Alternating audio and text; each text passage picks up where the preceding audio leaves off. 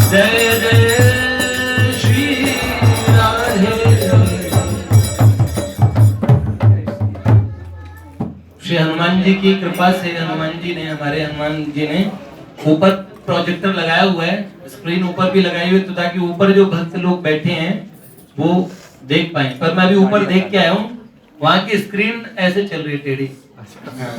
तो सीधी हो गई होगी हनुमान जी, आशा करता हूँ ऊपर ही होंगे हनुमान जी, हैं? हाँ, सीधी हो गई होगी। श्री लाडली लाल की जय। देखो भैया, हमारे परम प्रिय भैया ने कुछ बताया। जीवन में भगवत भक्ति या विशुद्ध ज्ञान, जिसको अगुनहि सगुनहि नहीं कछु भेदा, वस्तुतः मनुष्य जीवन का जो परम उद्देश्य है वो ये सब नहीं है जो हम कमा के बहुत सारी चीजें, वो a common man toils hard, accumulates things and then dies leaving everything behind। ठीक ऐसा ही होता है, बहुत सारा धन कमाते हैं, बहुत सारे सामान सुविधाएं सब इकट्ठी करते हैं और एक दिन मर जाते हैं। ये सब साधन थे। इसकी आवाज थोड़ी दबी दबी आ रही बेटा, कोई स्पीकर शायद चल नहीं रहा है कोई सा। आर्तो जिज्ञासु अर्थार्थी ज्ञानी च भरतर्षभ। ज्ञानी को भगवान ने सर्वश्रेष्ठ भक्त बताया। जिज्ञासा के चलते जो लोग हैं वो भी बड़े उत्तम कोटि के माने जाते हैं। ज्ञानी वस्तुतः तत्व को समझते हुए एक समझ के साथ भगवत शरणागति, भगवान की तरफ चलता है। भगवान की तरफ चलने की कई विधाएं हैं। मंदिर जाना ये भी भक्ति के अंग उपांगों में माना जाता है। वस्तुतः बहुत सारे लोगों की विभिन्न विभिन्न धारणाएं हैं। उनके व्यक्तित्व का गठन विभिन्न प्रकार की वैचारिक मानसिकताओं के साथ साथ में उनका गठन हुआ है और अनेक जन्म की चेतना का जो उन्होंने अर्जन किया है उस विचार से उनका मार्ग निर्धारित होता है। तो भक्ति मार्ग में प्रेम की उपासना, वस्तुतः प्रेम दो तरीके से कहा जाता है। एक प्रेम जिसे हम लौकिक प्रेम कहते हैं, जिसे प्रेम का भ्रम भी कहा जा सकता है, पर उसका भ्रम भी बड़ा सुंदर है। आप सोचो, लोग आत्महत्याएं कर लेते हैं प्रेम के भ्रम में। असल में प्रेम वस्तुतः हमेशा दिने दिने नवम नवम, हमेशा प्रतिक्षण वर्धमानम। प्रेम के लक्षण देवर्षि नारद जी महाराज ने बताए। तो वस्तुतः प्रेम क्या होता है? तो भगवत प्रेम पंचम पुरुषार्थ माना जाता है। और उस प्रेम के बाद में जीव की जो स्थिति होती है ना, जिसे सुप्रीम कॉन्शियसनेस बोलते हैं, एकदम शाब्दिक बात नहीं है, शब्दों में समझाया भी नहीं जा सकता। वो एक ऐसी स्थिति है, अनिर्वचनीयम प्रेम स्वरूपम। नारद जी महाराज कहते हैं उसे एक्सप्लेन नहीं कर सकते। आज हम जिनका प्रागट्य दिवस मना रहे हैं, उधर चित्र है गेरुए वस्त्र जिन्होंने पहने हैं पूज्य बाबा, और इतने विरक्त संत आजीवन एक पनियाले वृक्ष के नीचे रहे, कभी मुद्रा को स्पर्श नहीं किया। ज्ञान की इतनी उच्च अवस्था में आरूढ़ हो गए थे किसी समय, और जिसे ब्रह्म साक्षात्कार, प्रकृति पुरुष का भेद, सब चीज को तत्व से जाना। जानने के बाद उनका निर्णय हुआ, ये जो भगवान का प्रेम है और जो भक्ति है, ये बहुत छोटा बच्चों जैसा साधन है, अज्ञानियों के लिए है। ऐसा उनका दृढ़ निश्चय था। भगवान के साकार रूप को तो माया का जस्ट इल्यूजन, एक ऐसे भ्रम जैसी स्थिति मानते थे कि ये मायोपाधिक ब्रह्म है। भगवान वगैरह, इष्ट वगैरह, एक देवता वगैरह, इनका एक लेवल है, एक कोटि है, बस दैट इज उसका एक लिमिट है। और उसके बाद में ज्ञान के अंदर पूर्णतः प्रतिष्ठित हो जाना, उसको परम अवस्था मानते थे। पूज्य बाबा बचपन में क्रांतिकारी रहे। आप लोगों ने, हम लोगों ने एक प्ले भी किया था बाबा के ऊपर। इतने पूज्य भाई जी भी क्रांतिकारी रहे।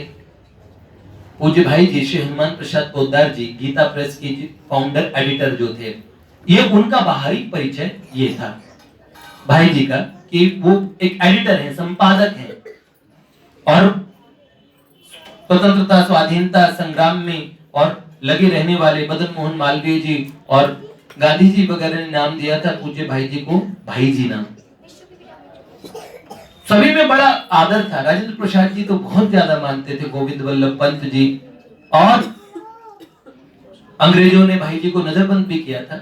तो भाई जी के कुछ समय बाद बाबा क्रांतिकारी आंदोलन के हिस्सेदार बने और जेल में भी गए।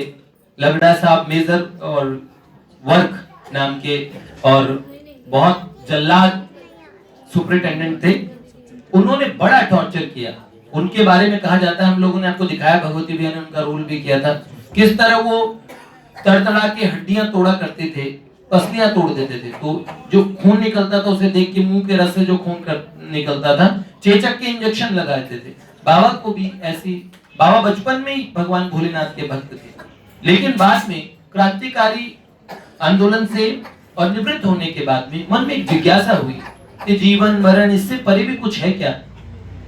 भगवान के बारे में सुना है बहुत है बचपन से, लेकिन क्या यही बस इतना ही है क्या? कैलेंडर में पूजा, थोड़ा मंदिर जाना, थोड़ा इतना कुछ, ये सब भगवत भक्ति कितनी होती है क्या?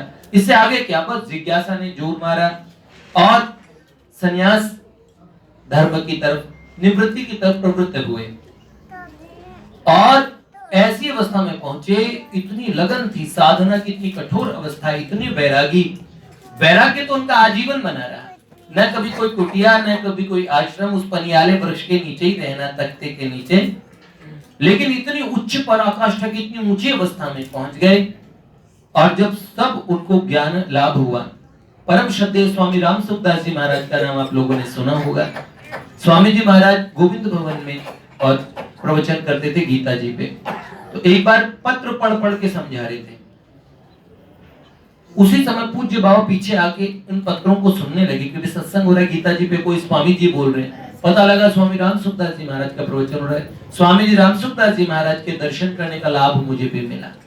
इस युग में सन्यासी कैसा होता है, शास्त्रों में जो सन्यासी बोला गया है, बड़े बड़े जगत गुरु शंकराचार्य जी महाराज वगैरह सब लोग जो कहते हैं, अगर साधु देखना है, शास्त्रों में जो सन्यासी कहा जाता है, शास्त्रों में जो साधु कहा जाता है, स्वामी जी ने कभी फोटो भी नहीं खिंचवाई। उन्होंने कहा भैया मेरे सर पे जूते मार लेना, मेरी फोटो क्या, भगवान की फोटो लगाओ, लगाने के लिए नाश वन शैली की फोटो क्या लगाओगे। तो हमेशा स्वामी जी ने ना आजीवन कभी मुद्रा स्पर्श किया, ना कभी जीवन में किसी को पैर छूने दिया। किसी ने पैर छुए तो निर्जल उपवास करते थे। तो उन्होंने कहा सब आप में भगवान है और भगवत तत्व को जान लेना, भगवान की शरणागति, अगर आप मेरी बात को, मेरी वाणी का आदर करना चाहते हैं। ऐसे पूज्य स्वामी जी महाराज का प्रवचन गीता जी पे चल रहा था। पूज्य बाबा इतनी ऊंची अवस्था में थे ज्ञान की, उन्होंने वो प्रवचन सुने और प्रवचन के बाद में पत्रों के ऊपर एक्सप्लेनेशन सुनी। उस एक्सप्लेनेशन को सुना तो उन्हें लगा ये कोई बहुत ज्ञानी के द्वारा लिखे गए पत्र हैं, ये कौन है वो ज्ञानी व्यक्ति। पूज्य बाबा ने सत्संग समाप्त होने पे स्वामी जी महाराज से पूछा कि स्वामी जी ये बताइए ये कौन महानुभाव है जिनके पत्र आप पढ़ पढ़ के एक्सप्लेन कर रहे थे। उन्होंने कहा जिन्होंने गीता प्रेस की स्थापना की है, सेठ जयदयाल गोयनका। उन्हें लगा सेठ मतलब सेठ होंगे, सेठ जी युग पुरुष महापुरुष। अगर बोले उन्हें युग पुरुष कैसे, सेठ जी के गीता भवन, गीता प्रेस सब देखेंगे पर कहीं सेठ जी की फोटो नहीं देखेंगे। सेठ जी ने भी आजीवन, लोग कुछ भी करते हैं कोई चीज पर मेरा कोई नाम रह जाए, टॉयलेट में अपने और नाम लिख जाते हैं जहां लोग सुसु करते हैं, वहां पे भी कि ये कमोड दान दिया, ऐसी जगह मैंने नाम देख लिया तो मेरे को ताड़ियों पे माँ बाप को घुमाते हैं, स्वर्गीय फलाने ढिमकने के नाम ऐसे ऐसे। एक सज्जन हमारे पास में भी आए थे और उन्होंने कहा था हम 35 लाख रुपए और मेरे को डोनेट करने हैं, और इसी मंदिर की बात है हम लोग भैया वगैरह के समय, तो उन्होंने कहा आप इसमें 35 लाख रुपए आपने लगवा दीजिएगा। निश्चित हमें पैसों की आवश्यकता थी पर हमें कभी किसी के आगे हाथ नहीं फैलाने पड़े। उन सज्जन ने एक ही बात कही थी, बस नीचे एक छोटे से पत्थर पे लिखा कि उनकी माता जी का नाम बोला, इनकी पुण्य स्मृति में। मैंने कहा देखिए ठाकुर जी ऐसे ही प्रसन्न हो जाएंगे, लेकिन हम ऐसी बात का कभी बढ़ावा ही नहीं देना चाहते। मेरे पूज्य सर इन्होंने मेरे को एक ही बात बोली कि बच्चों के मन में ये फीलिंग, ये मानसिकता को कभी आगे रखवाना ही नहीं अपने को कि इन्होंने ये किया, ऐसी फीलिंग। हालांकि एक्नॉलेज करना, कृतज्ञता ज्ञापन करना भक्त के लिए सबसे बड़ी ड्यूटी है, वो ऐसा करे, दूसरों का धन्यवाद व्यक्त करे, लेकिन हमारे अपने मन में ये ना हो, ये बहुत बड़ी वृत्ति है। ऐसे विरक्त सेठ जी उनके पत्र पढ़े तो उन्होंने कहा मैं सेठ जी से मिलना चाहता हूं, ऐसे ज्ञानी से। सेठ जयदयाल गोयनका जी से मिले। सेठ जी ज्ञानी तो थे, पर सेठ जी इतने बड़े भक्त भी थे, वो भगवान के साकार रूप को भी मानते थे और ज्ञान में प्रतिष्ठित थे। तो पूज्य बाबा की जब उनसे बात हुई तो सेठ जी ने बोला कि ये भक्ति मार्ग भी जिसको आप छोटा समझते हैं, हे समझते हैं, ऐसा नहीं है। पूज्य बाबा उनसे शास्त्रार्थ करते रहे। 16 दिन तक शास्त्रार्थ चला, सेठ जी काबू में नहीं आए। सेठ जी भगवत गीता के तो मर्मज्ञ थे, गीता प्रेस, गीता जी से इतना प्यार, सेठ जी के सामने भगवत गीता का नाम लेने से अश्रु चल पड़ते थे, इतना भगवत गीता से प्रेम करते थे सेठ जी।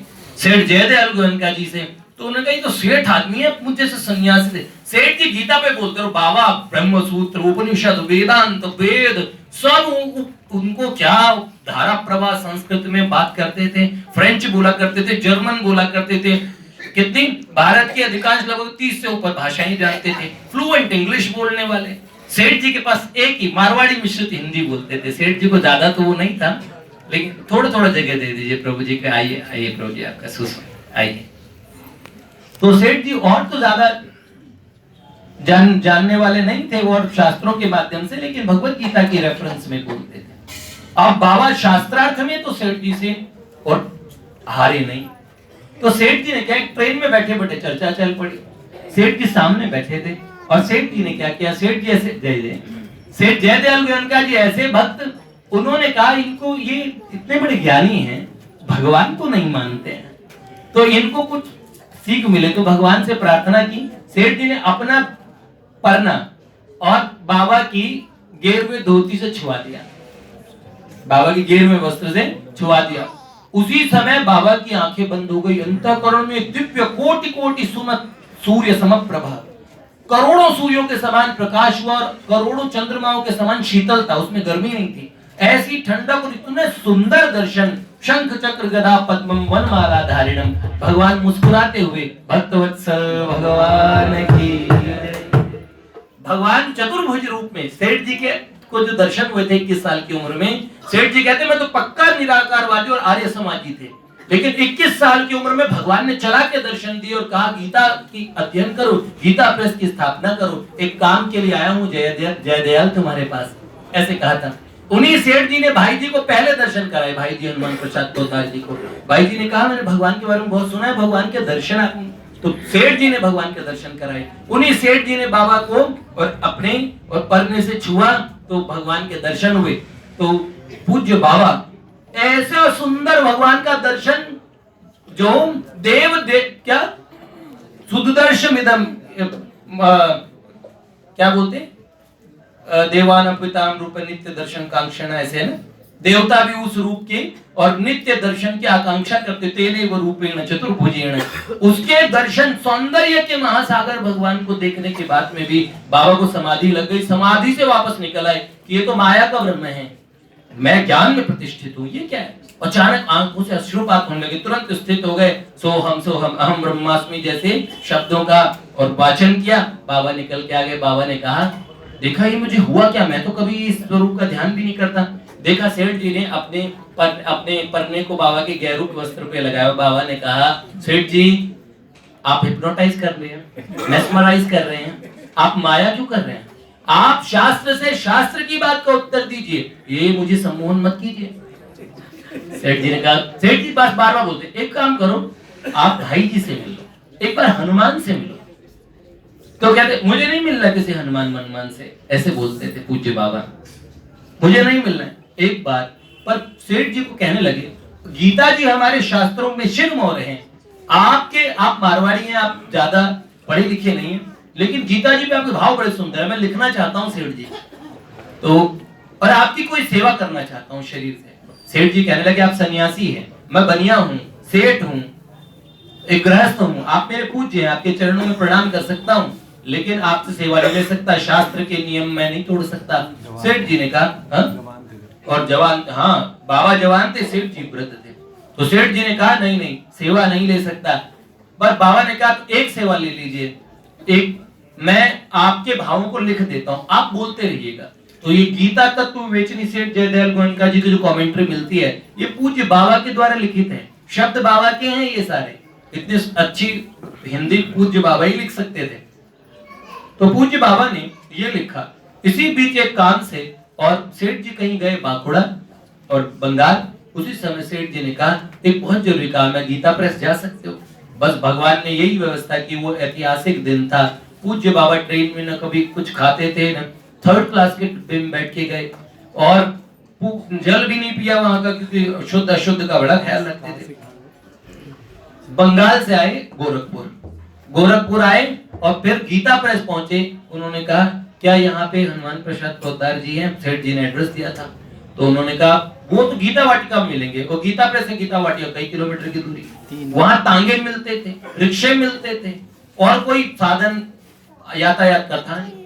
तो उन्होंने कहा रिक्शे और तांगे पे नहीं जाऊंगा, किसी उस पे जानवर, किसी पशु का प्रयोग किया जाए, किसका। बाबा जब वहां पहुंचे वाटिका, थके हारे बहुत। उस समय पूज्य वहां पे 1 साल का संकीर्तन समारोह हुआ था। पूज्य भाई जी को देवर्षि नारद जी महाराज ने प्रकट दीक्षा दी थी। उसके बाद बाबा की वहां एंट्री हुई थी।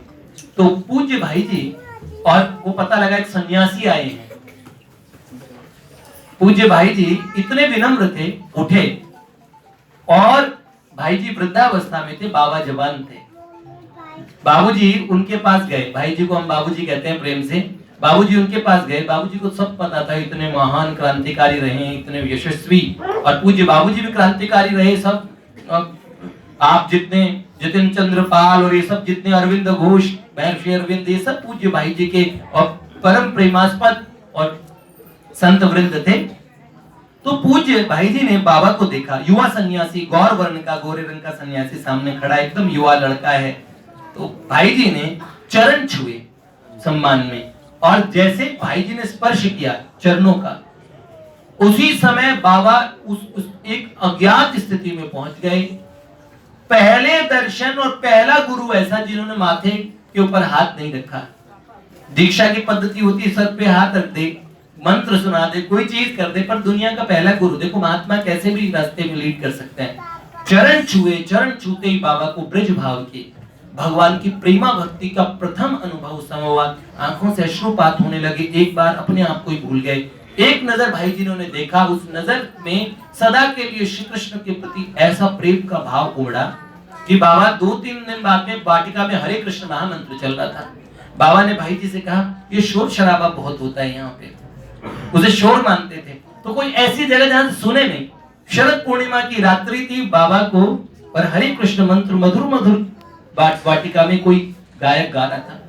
उस समय बाबा को जो ये साकार भगवान और ये हरिनाम और जो कुछ मानते ही नहीं थे, समाधि में स्थित होना उनका, और समाधि से परे की अवस्था, ज्ञानातीत अवस्था, तुरी अवस्था में पहुंचे हुए बाबा के अचानक वो महामंत्र इतना प्रिय लगा, मीठा मीठा सा दर्द हुआ और अचानक ऐसा लगा इतना प्रेम का सिंधु बह चला।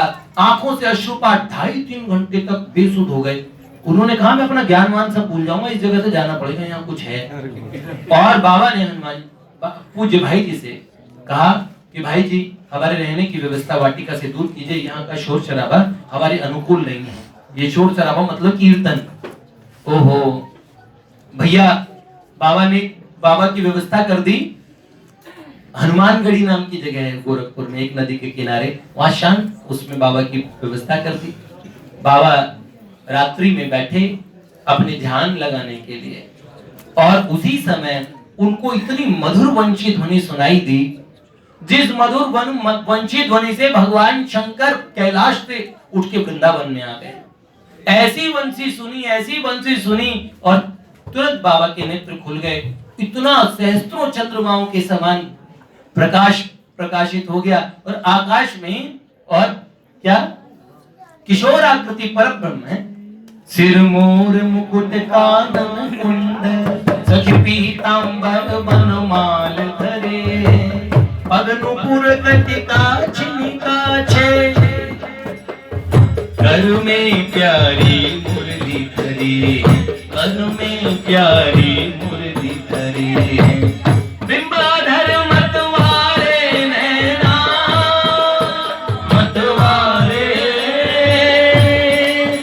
नैना, नैना नैना नैना, बिंबाधर मतवारे नैना, मंद मंद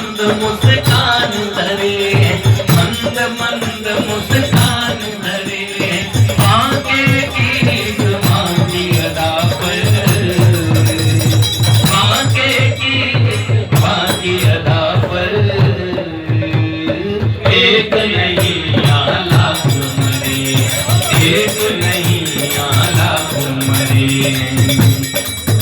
निम कमली होई, निम कमली होई, ओ निम कमली होई, निम कमली होई, निम कमली श्याम दी कमली, निम कमली श्याम दी। जैसे बुल्ले शाह घुंघरू पहन के नाचते थे, प्रेमियों की एक स्थिति होती है, बड़ी ज्ञान की अवस्था में थे और अचानक एक मस्जिद के सामने, और उनके धर्म में मना था, और उनके ये शब्द थे, जब मैं देखा अपने हवल्ले कुछ नहीं मेरे पल्ले, जब मैं देखा तेरी रहमत तो मेरी बल्ले बल्ले बल्ले। ये उनके अपने शब्द हैं। ऐसे महात्माओं का और बड़ी अनोखा हिसाब होता है। पूज्य बाबा ने, देखो भगवान के दर्शन खोलने वाले 5 मिनट में ये ब्रीफिंग करेंगे बाबा के विषय में, जल्दी जल्दी बता के, ताकि आज जिनका प्रागट्य दिवस है उनके विषय में पता होना चाहिए। श्री लाडली लाल की जय, भक्तवत्सल भगवान की जय, जय जय श्री राधे, जय जय श्री राधे। अनुपम माधुरी जोड़ी हमारे श्याम, अनुपम माधुरी जोड़ी हमारी श्याम श्याम की, अनुपम माधुरी जोड़ी हमारी श्याम श्याम की, रसीली मद भरी अखियां हमारी श्याम श्याम की, मद भरी अखियां हमारी श्याम श्याम। शिव सरकार की जय, भक्तवत्सल भगवान की जय, जगन्नाथ बलदेव सुभद्रा मैया की जय, पूज्य बाबूजी बाबा की जय, देवर्षि नारद जी महाराज की जय, श्रीमन नारदीय निकुंज की जय, फूल बंगले की जय, नित्य श्रृंगारी भगवान की जय। देखिए, तो पहले 5 मिनट पूरा कर दे, जिनके विषय में आज जिनका जन्मोत्सव मना रहे उनके विषय में पता होना चाहिए। हाँ, सब प्रसाद लेके जाएंगे, इसलिए मैं 5 मिनट में ब्रीफ करना चाहूंगा। तो कहाँ पे पहुंचे थे हम लोग भैया? वो बांसुरी से ब्रिज भाव, हाँ, बांसुरी ब्रिज भाव, ब्रिज भाव की प्राप्ति हुई। भगवान के दर्शन हुए कितनी देर तक के लिए? 2.5 घंटे तक के लिए। हैं? कदम के नीचे अखियां नीचे खड़ा था नंद का लाला, मुख पे हंसी हाथ में बंसी मोर मुकुट गलमाला, ओ मुख पे हंसी हाथ में बंसी मोर मुकुट गलमाला, तान सुरीली मधुर नशीले, ओ तान सुरीली मधुर नशीले, खुद खुद दियो विदुरी, निम कमली होई, निम कमली होई, कदम के नीचे भगवान के दर्शन हुए, और फिर भगवान, उन्होंने देखा कहीं मेरे भ्रम तो नहीं, तो भगवान पास आए, उन्होंने बाबा के हृदय को छुआ एक बार, पास से भगवान के विशाल पद्मलोचन नेत्रों को देखा। उस दिन पता नहीं कौन सा भ्रम ऐसा मस्तक से मिटा, सदा के लिए पूज्य बाबा ऐसे भाव में स्थित हो गए। आजीवन बाबा मौन रहते थे, बहुत कम बोलते थे, लगभग 15 साल का जो मौन, फिर 12 साल का मौन, और मौन भी काष्ठ मौन, इस युग में शायद ही कोई रखता हो। एक बड़े ज्ञानी सज्जन बाबा को ज्ञान का उपदेश करना है, बाबा ने कहा उनसे रोज सुनते, बातें सुनते, तो वो ज्ञान की बातें तो बताते हैं, लेकिन इतना प्रचंड महीना, जेठ का महीना बाबा सुनते रहते, धूप ऊपर से आती तो बाबा के मुंडित सर के ऊपर धूप आती, बाबा को तो सर्दी गर्मी बरसात सब बराबर, और वो छाते के नीचे भी बार बार परेशान होते, तंग। उन्होंने कहा, फिर वो एक दिन उन्हें लगा ये मैं किन्हें ज्ञान सुना रहा हूँ, इन्हें तो इतना ज्ञान स्वयं है। एक दिन मन के अंदर में इस बात का पश्चाताप हुआ। ज्ञान भक्ति में अद्भुत स्थिति, और एक शब्द बाबा को राधा बाबा इसलिए कहते हैं कि पूज्य बाबा जीवन भर राधा राधा राधा बोलते थे। युगल सरकार की ऐसी स्थिति क्या बताएं, राधा रानी, श्याम सुंदर बाबा के वर्तमान में हमारे अपने इतने परिकर हैं जिनको उनके ऐसे अनुभव हुए हैं। मैं बहुत पूर्व में, बेटा बैठ जाओ, एक बार बिठा दो इनको, बिठा दो। पूर्व में एक बार मन के अंदर में आता था कोई गुरु मिले या संसार में किसी से मार्गदर्शन लेना हो तो ऐसे महापुरुष मिले। और जैसे आप ऐसा कहना नहीं चाहिए, किसी के चरणों में, महापुरुषों के चरणों में अपराध नहीं करना चाहिए। अच्छे अच्छे महात्मा और अच्छे ज्ञानी जन आज भी उपलब्ध हैं, लेकिन एक फैशन की तरह लोग, शास्त्रों की जानकारी नहीं है, दौड़े दौड़े एक चल रहे हैं, एक बड़े ग्रुप में एक भेड़ चाल जैसी बात है। मुझे लगता है विवेक संपन्न जो हमारे यहाँ एक महात्माओं के शरण में जाते थे, वो सिस्टम बिल्कुल उसका लोप हो रहा है। बहुत बड़ी तादाद में अपनी तरफ से मनमाने विश्लेषण करके नए नए मार्ग, नए नए मत और ये उनका जन्म हो रहा है। शास्त्र की भक्ति का भी लोप हो गया। ऐसी भक्ति भी अनाचार फैलाती है जो शास्त्र की विधि को छोड़ के हो, उससे भी उत्पात मचता है। हमारे शास्त्रों ने उसके लिए निषेध किया है, लेकिन शास्त्रों के बारे में जानने की कोई आवश्यकता ही नहीं समझते। और पूरे पश्चिम का ध्यान हमारे शास्त्रों पे जा रहा है और हम अपने शास्त्रों से दूर होते जा रहे हैं। तो ऐसी मन में इच्छा थी कुछ ऐसे महात्माओं का मार्गदर्शन मिले, लेकिन मुझे पता लगा महात्मा कालातीत होते हैं। अगर जो मर जाए और मरने के बाद में उनकी चेतना आपको मार्गदर्शन ही न कर पाए, असल में ये संबंध ऐसा होता है जब महात्माओं के चरणों में तद्विद्धि प्रणिपाते न परिप्रश्ने न सेवया। अगर हम महात्माओं के वास्तविक शरणागत हैं तो आप वो महात्मा, चाहे उनका शरीर कहीं भी हो, चाहे जा चुका हो, वो सर्वकाल में आपका मार्गदर्शन करेंगे। बाबा को गए 25-26 साल हो गए। हम लोगों को तो उनका आश्रय मिले अभी 10-12-15 साल हो गए। पूज्य भाई जी को 40 साल हो गए। और भाई जी और बाबा के ऐसे अनुभव हमारे साथ सैकड़ों हजारों जितने भी हमारे लोग जुड़े हुए हैं वो जानते हैं कि उन महात्माओं का क्या अनुभव हमारे अपने जीवन में है। वर्तमान में भी अभी पूज्य श्री राम दादा ने एक छोटी सी बात बता के समापन करता हूँ। बाबा के जीवन की बहुत घटनाएं हैं, पर जो जिनको पद्म विभूषण मिला है, जिन रास मंडली जिनकी है पंडित श्री राम शर्मा जी, तो श्री राम दादा ने और उनके भाई जी श्री घनश्याम दास ठाकुर जी, उनके जीवन की बड़ी अच्छी घटना है। पूज्य बाबा, हालांकि उनके जीवन में कई बार ऐसा हुआ जीवन दान देने की स्थिति। एक दिलीप जी आज तक अभी तक जीवित थे और उनकी अपोलो हॉस्पिटल में डेथ हो गई। यहाँ पे फिर उनको मोर्चरी में एक बार ले गए मुर्दा घर में, और जरूरी काम हो रहा था भाई उनको बॉडी को लेने के लिए। वहां पे फोन गया वाटिका में, तो वाटिका में वृक्ष के नीचे बाबा बैठे थे। सुबह सुबह कीर्तन हो रहा था, कृष्णा गोविंद गोविंद गोपाल नंदलाल बाबा को परिक्रमा करनी थी। उसी समय उनकी पत्नी दौड़ी हुई, गोरखपुर में थी, तो पत्नी ने बोला कि बाबा ऐसा समाचार आया है कि वो उनका देहांत हो गया उन्हें, और इमरजेंसी में ले गए वहां पे दिल्ली, और वहां पे हॉस्पिटल ने उन्हें डेथ डिक्लेयर कर दिया। ओहो, तो बहुत रोई। बाबा ने कहा, उनका बच्चा गोद में था, बाबा ने उस बच्चे को एक पुष्प तोड़ के दिया। बच्चे का स्वभाव होता है, उस बच्चे ने वापस वो फूल बाबा को दे दिया।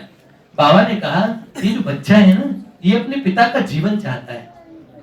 बाबा बहुत अनंत प्रकार की साधनाओं की उपासना, उन्होंने बड़ी साधनाएं की थी और तंत्र के भी इतने ऊंचे ज्ञाता थे।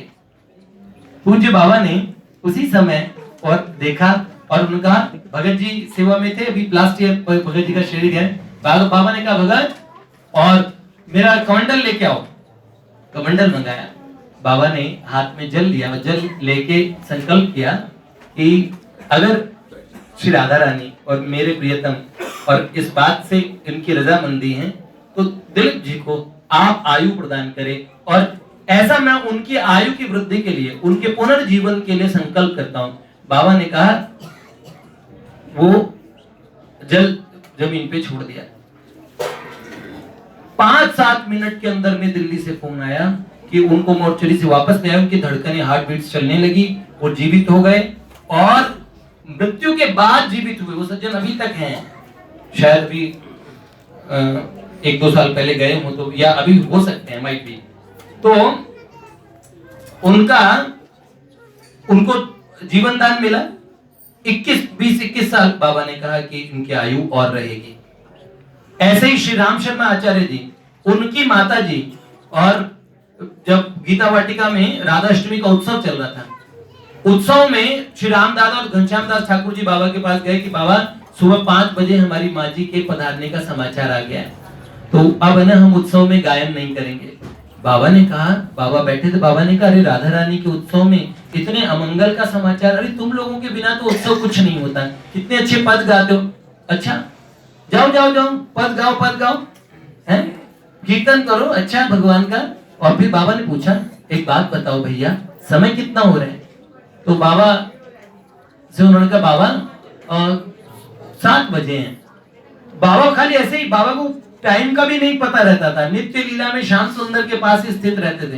तो पूज्य बाबा ने पूछा सुबह के कि शाम के, तो उन्होंने कहा बाबा सुबह के 7 बजे हैं और सुबह 5 बजे मैया गई हमारी। उन्होंने कहा अच्छा 7 बजे, अच्छा सब ठीक होगा, राधा रानी सब किशोरी जी सब मंगल करेगी, जाओ जाओ जाओ। अब बाबा का आदेश वो किसी हाल में नहीं टालते थे। पहले सोचे इतने दुखी मन से कि अब हम क्या कीर्तन गाएंगे, क्या पद गाएंगे, बड़े दुखी थे। और जब आए तो इतना उनके विस्मरण हुआ, ऐसा गान ऐसा कीर्तन हुआ। उस दिन लगभग 8-10 घंटे वो उत्सव चलता है, उस उत्सव में इतना अच्छा गान हुआ। अगले दिन दधी कांदो राधा रानी के प्रगट्य की और शुभकामनाएं सब होने के बाद में पूज्य बाबा ने उन्हें कहा कि अब आप जाओ और अपने गांव पहुंचो। जब वो उनके गांव में सीधा जाने की व्यवस्था नहीं थी, उनके गांव के पास में एक जगह बस छोड़ती थी, फिर वहां से कोई साधन करके बैलगाड़ी करके फिर उस समय गांव में जाते थे। तो श्री राम दादा, अब उनकी उम्र 87-88 के आसपास है, शायद ही उनके जैसा गाने वाला कोई मिलेगा। आप इतनी ऊंचे स्वरों पे कोई गाने वाले, हम तो उनके और सुनते ही रहते, इतना सुंदर शास्त्रीय गान। तो घनश्याम दास ठाकुर जी और श्री राम दादा जब अपने गांव के उस पास में उस जगह जहाँ पे बस ने छोड़ा वहां रुके, तो वहां पे कई लोग बैठे चर्चा कर रहे थे। तो उन्होंने कहा पता है फलाने गांव में, वो पास के गांव में, और वो पंडित जी, और उनका नाम बताया तो उनके पिताजी का नाम था। तो दोनों भाई सुनने लगे। तो उनकी पत्नी और 5 बजे के बाद में, और सुबह 5 बजे उसका देहांत हो गया, और फिर शमशान ले गए, शमशान के रास्ते में, और ठीक 7 बजे के आसपास में, और वो शमशान के रास्ते में जीवित हो गई। जब वो घर जाते हैं और उन्हें पता लगा कि उनकी माँ जी लगभग उसके बाद में उन्होंने कहा लगभग 10-15-20 साल जी, और बाबा को अपने पुत्र के समान ही मानते थे। पूज्य बाबा के जीवन की इतनी घटनाएं, एक डॉक्टर ने अपनी बायोग्राफी में लिखा था कि मैंने महात्मा बड़े सुने, लेकिन एक महात्मा दवाई नहीं लेते थे। कह रहे वो बाबा वाटिका वाले बाबा का एक्सपीरियंस लिखा उन्होंने। मैं उनके पास गया, उनकी हंसली की हड्डी टूट के और चमड़ी से बाहर निकल आई। हंसली की हड्डी का दर्द कितना होता है। तो जब हम उनके पास गए, हमने कहा बाबा आपको इंजेक्शन लगाना पड़ेगा, पेन किलर, दर्द से मृत्यु भी हो सकती है। तो बाबा ने कहा अरे हम अंग्रेजी दवाइयां नहीं लेते ना,